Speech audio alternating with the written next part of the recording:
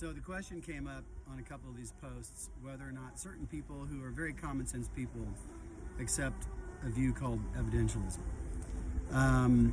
And I suggested that what people reject when they think they reject evidentialism is actually a caricature of evidentialism, or rather the conjunction of evidentialism together with a bad, narrow theory of evidence.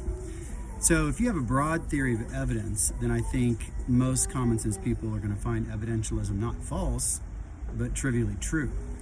So there's two aspects here, a formal aspect and a material aspect. The formal aspect has to do with the nature of justification of belief as such. Well, what's a belief? Beliefs aim at truth, but not just truth in a random way. They aim at truth in a sort of directed way. They aim, really, you might say, at knowledge. It's not how I like to put it, but I'm happy to put it that way for now.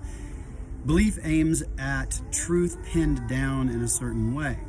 Evidence is just that which indicates the truth to the mind of the believer.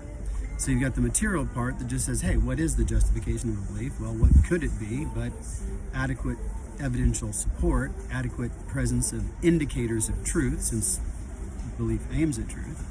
Okay, but then there's a material part. Well, what is evidence? What does evidence consist in?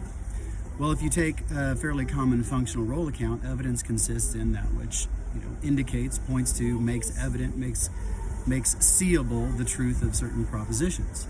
This is a very standard early Enlightenment view that I actually think is very much in line with the works of Aquinas. My Butler lecture at Oriel argued this in some detail. I can post that probably. But if you have a humane and broad view of evidence, that evidence can consist in things like the inner witness of intuition, testimony, and all sorts of things beyond mere courtroom evidence, then evidentialism isn't going to be the boogeyman that some people make it out to be.